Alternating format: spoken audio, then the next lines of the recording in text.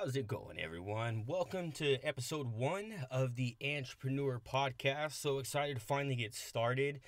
In this episode, I'm just going to kind of go through a quick introduction of myself, actually my introduction into entrepreneurship, and really just kind of all my past and even current ventures up to this point. So I'm excited for you guys to hear and hope you enjoy.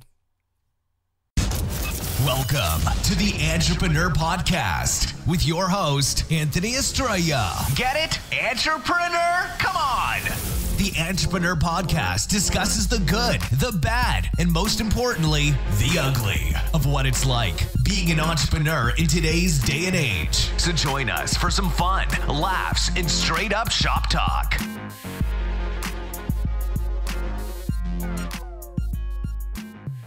Hello, everyone, and welcome to the Antrepreneur Podcast. I'm your host, Anthony Estrella. So this is officially episode 1 of the Antrepreneur Podcast. I've actually been procrastinating for quite some time. So just kind of figured, what the hell, just start recording and, let you guys be the judge. But I definitely want to start off by thanking you guys for joining me, taking interest in what it is I'm doing, and hopefully seeing value in the information that I'm trying to provide for you. So just to kind of get into today's episode, we're gonna go ahead and just kind of do an introduction of myself in regards to how I got into entrepreneurship. And, what really just kind of drove that passion, from that point throughout, just kind of today. So like I said, without further ado, we'll just kind of go ahead and get into it.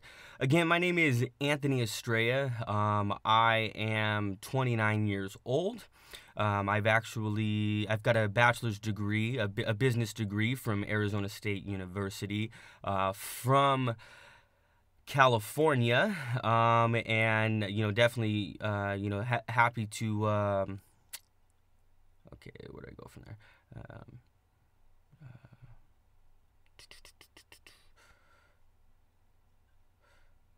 My name is Anthony Estrella, and I'm 29 years old. I've got a business degree from Arizona State University, married to my beautiful wife, Madison, and we both have our beautiful daughter, Hazel, together. And, one of the biggest things about being an entrepreneur, is making sure that you have that support system. With my wife, with my family, that's definitely something that I have and am absolutely, just blessed to be the recipient of. So just to kind of, introduce how I got into, entrepreneurship, kind of starting from a very, very young age.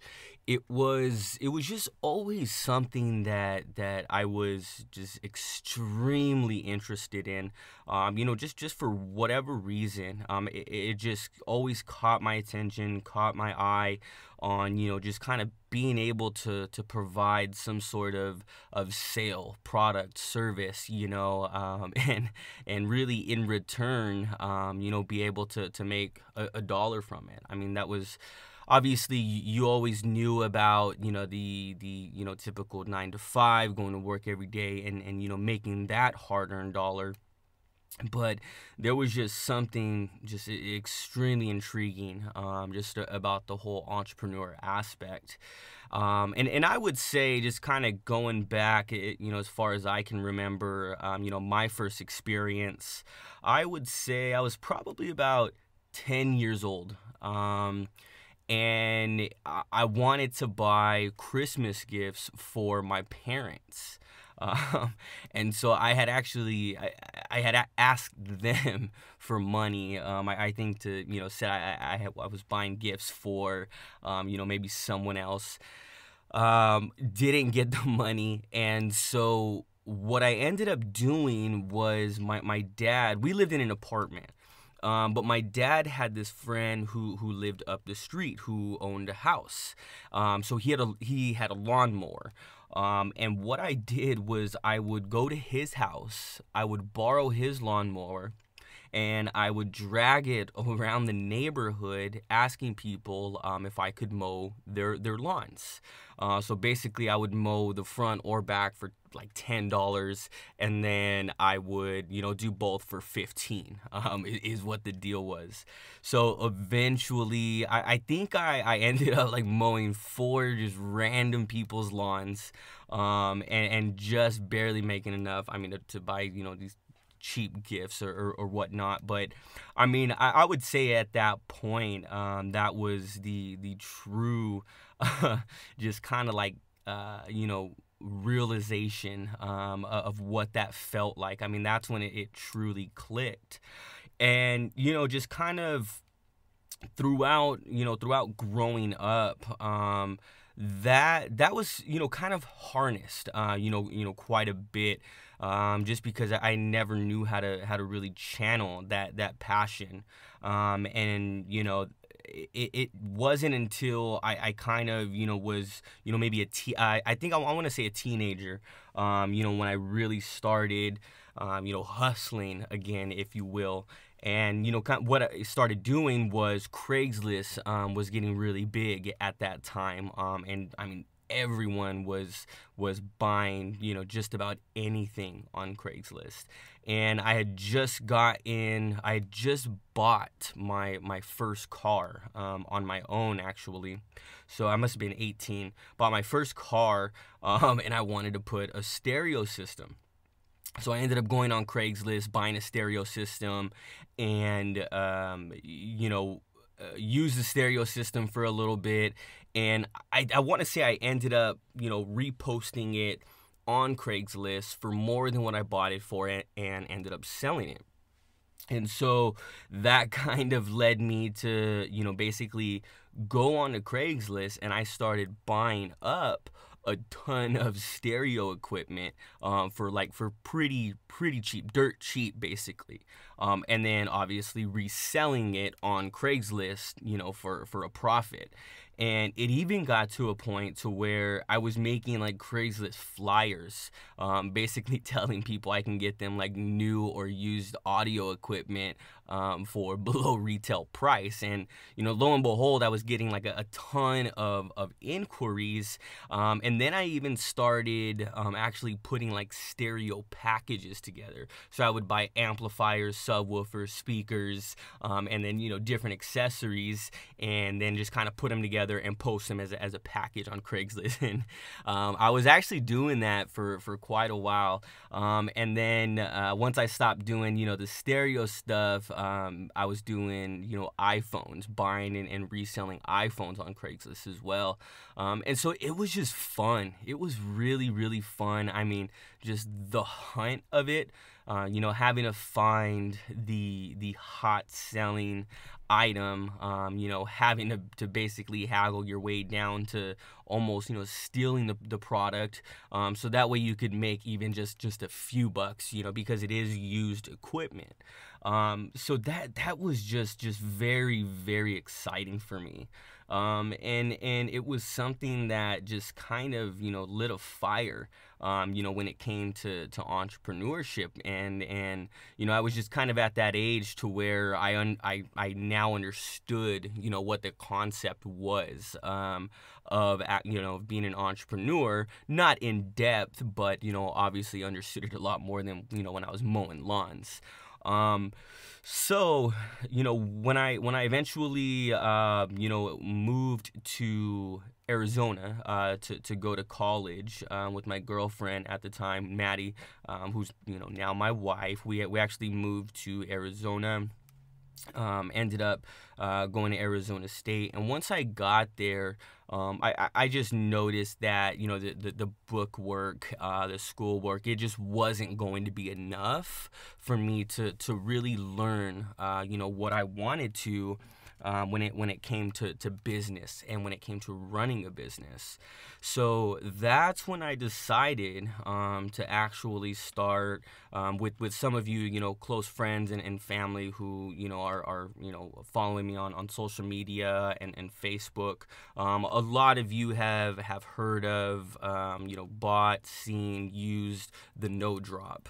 And so I started the No Drop when I was in college. And the reason I started that company was because I really wanted to understand, what it took to start and run and build a company, from the idea stage. And I wasn't so concerned about how successful the product was. Obviously, I did everything I could to, try to make it work. But, I definitely, was more doing it for the experience and really just trying to see what it was like to be an inventor, to be an entrepreneur. So that's what I did. Came up with the idea one day and, just really started I really just started, researching as much as I could on how to start, this company. And over the course of, a few years, I ended up, having this product, being manufactured overseas, where the packaging was also done, some of the assembly, and then I would obviously import it and, sell them online. I did have the product in one Ace Hardware store. They sold a lot of as seen on TV type products, and so that's why I pitched it to one of the local stores. Didn't do so well. The product as a whole, didn't do too great. And we'll get more into that, just kind of, in another episode. But I was able to invent, develop, manufacture, and, really just kind of create something of my own, when it came to a company. And I really got so much out of it. I mean, just a lot of the things that I did wrong, a lot of the things that, maybe I could have done, better or differently, which, could have ultimately changed the course, of the company. But once that company, eventually what happened was it just really it was no longer feasible to continue to really run the company. And so I decided just to kind of, just kind of hang that one on the shelf and, just kind of see what other type of ventures I might be able to get into that were a lot more cost effective. And so that's when I actually came across, a few suppliers that I had sourced in throughout the process of looking for suppliers and manufacturers for the No Drop. I had come across a lot of other manufacturers, just because I was contacting so many people, and they sold a lot of different types of like basically viral products or just kind of hot selling items. So, whatever that might be, in the industry at the time. So, for example, when fidget spinners, were extremely huge, that was one of the things that all of these suppliers were selling. So, at this particular time, the product that was selling extremely well was the weed pens and like the wax pens, right? So like the Snoop Dogg pens and the G pens. And so I would just be getting a ton of emails from these people saying, hey, we have this, we have this, we have this. And most of the time it would go to my spam. A lot of time, just about every time I would just kind of ignore it. But I think I had been, somewhere, and had seen like the price of these, or maybe one of my friends had one and had told me, what the price was of this. And I remembered the price of, what they were selling them to me for, through the emails. And so it kind of, that it was kind of a flag for me, was to, just kind of look a little more into it, considering the profit margins were decent, right? So that's what I did. Basically just started going through and contacting all of these suppliers, and just kind of seeing what products they had. What is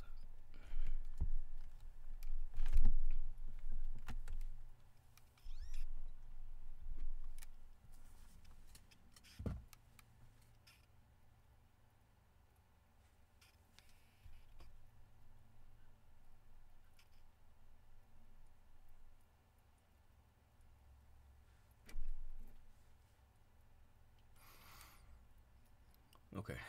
So that's what I did. I started, researching all these suppliers, reaching out to them, really seeing what products they had, what pricing was, and just kind of started making just an Excel spreadsheet of of all of these different items. And so I said, one day, I said, what the hell? I just went ahead and ordered, maybe a variety of 5 different items, and, just said, let's try to sell them. And so what I did was I had put them up on eBay.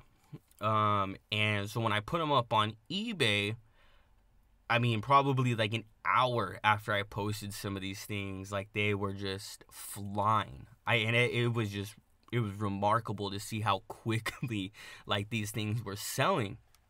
And so what I did was I started ordering more and more and more. And so I was shipping out, a decent amount of packages, like, on a daily basis of these things. And eventually what I started doing was I started actually putting the items up like a day or two before I even got them, and they would sell out before I even received them. So as soon as I'd get them, I just package them and just ship them out, and just kind of continue to do that over and over.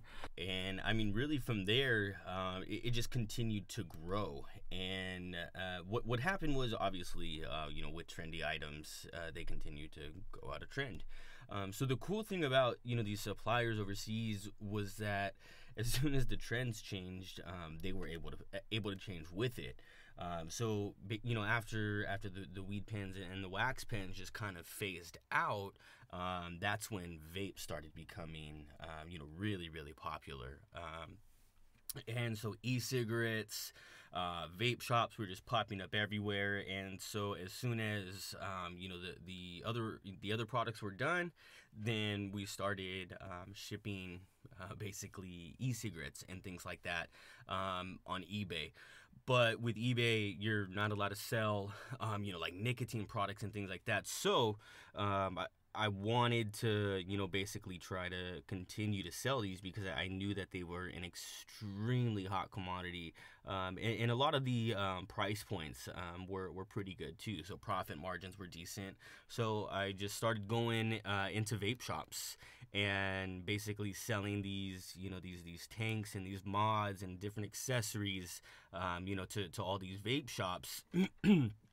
And the profit when you're doing that, like, I basically started wholesaling, to these shops, and which was fun. But profit margins when you're doing that are extremely low, which was okay for me at the time, because I didn't have a lot of overhead and things like that.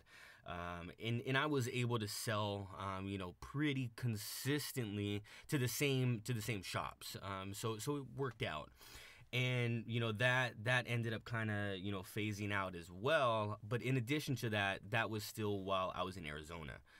So during that time was when, my wife, and I decided to move back to California.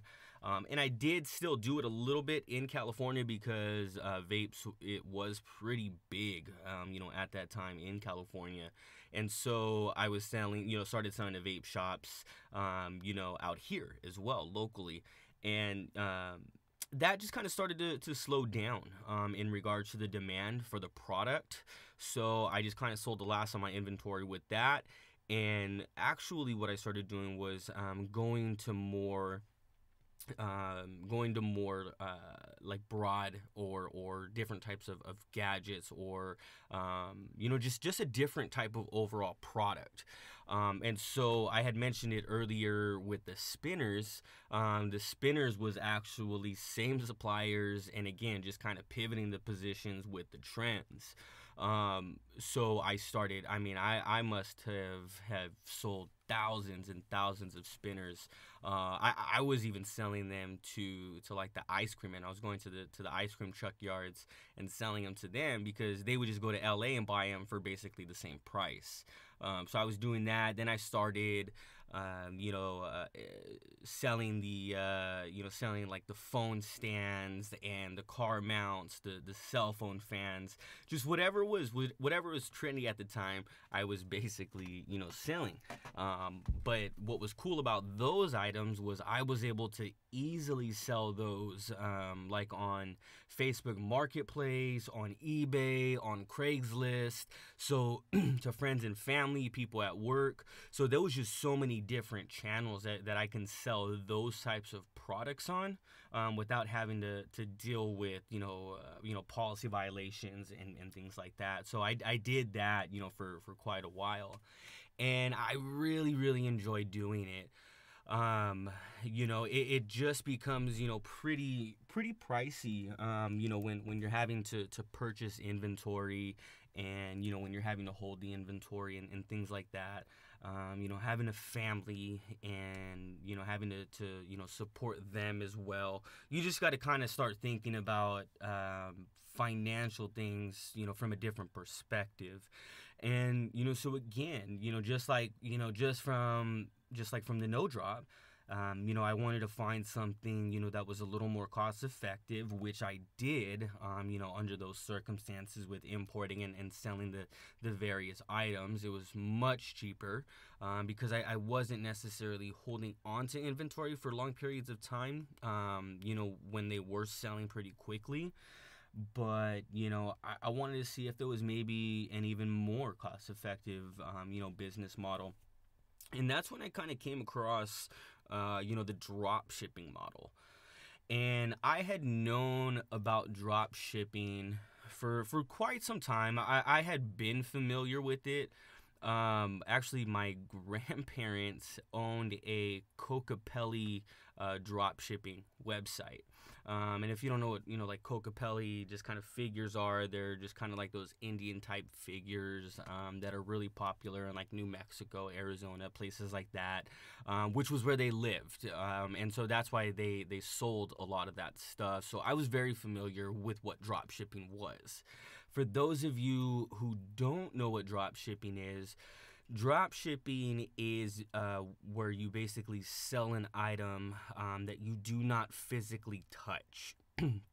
And so just kind of going back to the example of the Kokopelli website where my grandparents owned, well, they had a website with, let's say X amount of different items, whether that be figures, clocks, blankets, coasters, and they would sell these things on their website. Well, when somebody would go and purchase, let's say, a blanket, a Kokopelli blanket from them, that would trigger an order in their system. Well, the people they were drop shipping from actually house all of the inventory. So what they do is when they go to process the order, when my grandparents go to process the order, basically what would happen is they would input their customer's contact and shipping information, basically place the order and ship it to them on their behalf, and keep whatever profit they actually sold the item for versus what they obviously bought it for. So what that does is it allows you to sell items without having to have the overhead, without having to manage inventory and things like that, because the companies who actually allow you to drop ship for them house the inventory. And so A lot of what's becoming really popular now is drop shipping, especially in the Shopify world. A lot of people are, selling Facebook ads and Instagram ads, and basically, drop shipping items from AliExpress in China and selling them online. So if you've ever been on Facebook and you've maybe, let's say, bought one of those, gadget keychains, or, just one of those viral products that you see, but it takes like 3 weeks for you to get the item, well, that's because they're drop shipping it, from China, and it's coming, basically snail mail to you, but they're drop shipping it. So they never actually had the item. They're just selling it at an extremely discounted rate, but they're also buying it at a pretty low cost. And so I actually started doing that myself in regards to drop shipping on Shopify. So I started a website called Puppy Plies. And what Puppy Plies was basically just a website where we sold everything dog. So anything from a dog tuxedo to a tennis ball to bowls, whatever you can think of. I mean, we basically sold for dogs. So it was puppyplies.com, and the plies was obviously short for supplies. So I still do have that website. It is still up and running. And I also have a website called Little Prince, where we take children's artwork that they maybe did at school or daycare that you would typically put on the refrigerator. We take that artwork and we actually turn it into a custom printed product, whether that be a beach towel, a tote, a clock, socks, and that's what we specialize in on that website. With those two websites, I mean, they are pretty self-sustainable, so they do not require like a ton of time, unless, I mean, even processing orders is a few clicks. So it's pretty easy to maintain that business. What takes a lot of time, effort, and really the money is having to place the Facebook ads, the Google ads, the Instagram ads, and influencers. And that takes, quite a bit of time. So, I still do that, but like I said, it doesn't take up a lot of my time. And the reason because of that is because of what I'm currently doing. And what I'm currently doing, pretty much full time, is doing eBay drop shipping. So I am still selling on eBay. I'm just not importing physical inventory, packing, and shipping it myself. I'm using Amazon, my Amazon Prime account as my supplier. So on my eBay account currently, I've got about 5,000 different products that I sell. And hopefully I can grow that to about 10,000 over the course of the next couple months, with the holidays coming up. So I have these 5,000 items, and all of them are from Amazon. Every single one of them. So somebody goes onto my website and or onto my eBay store and they buy an item from me. I've got softwares that basically integrate themselves into my Amazon store. I place the order with the customer's information, send it to them with a gift receipt, and basically keep the profit. And so that's what I'm doing full time right now. So currently, we're doing about $15,000 a month in sales. I started actually eBay drop shipping June. Since then, our best month has been about $18,000 in revenue. And profit margins are somewhere around 9%. And I'm going to do a few episodes. I'm going to keep you guys kind of updated on my eBay business, just so you guys can kind of see, firsthand where everything is going, how it's doing, and just kind of, like I said, maybe provide some inspiration to you guys to maybe start your own eBay store as well. So the goal for that store is to grow it to anywhere from like $75,000 to $100,000 a month in sales. So that way it can generate, a pretty sustainable income. And that's my goal, for the next 6 months, is to be able to grow it, to that point. But that's what I'm currently doing. And with eBay, unlike the Shopify and doing drop shipping there is a lot of maintenance, that needs to be done with eBay. So with eBay, just like with Amazon as a seller, ratings and reviews is extremely important. So you're having to deal with customer service every single day. You're having to deal with people filing returns every single day, with people filing items not received cases, broken items, people just complaining, right? Asking questions about product, shipping time, things like, you have to basically run an entire business from every aspect when it comes to eBay, and you basically own it.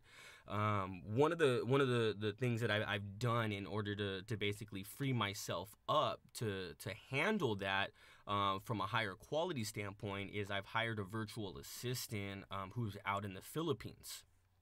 And basically what she does is she will I've got softwares that will tell me which products are selling, how many times they sold, what prices, things like that, right? Competitor research, and it basically allows me to know which products to put up. So she's actually doing the research now and creating an Excel spreadsheet and basically listing my items for me on a daily basis. And so that's freed up a ton of time for me. So just to kind of put into perspective, she's probably, working 4 hours a day just in doing that. So that's freed up just, in invaluable amount of time for me to basically put more effort, into the operational standpoint of the business. And it's been going great. The eBay dropshipping community is great.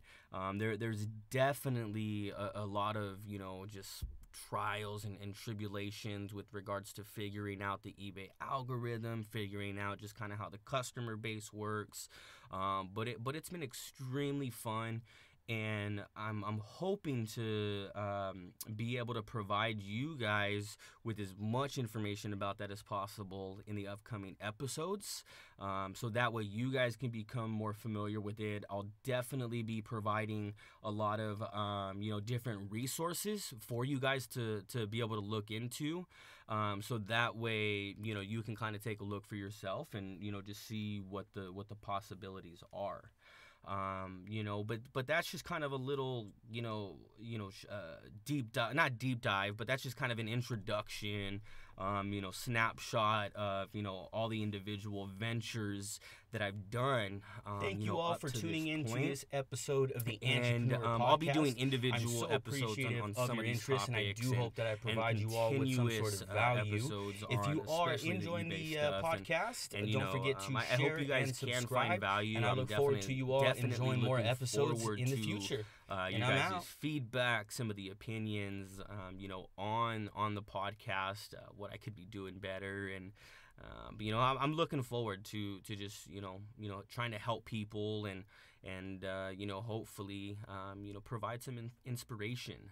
But again, thank you guys for tuning in to the Antrepreneur Podcast. That's going to be it for this episode. I hope you did enjoy, and have a great one.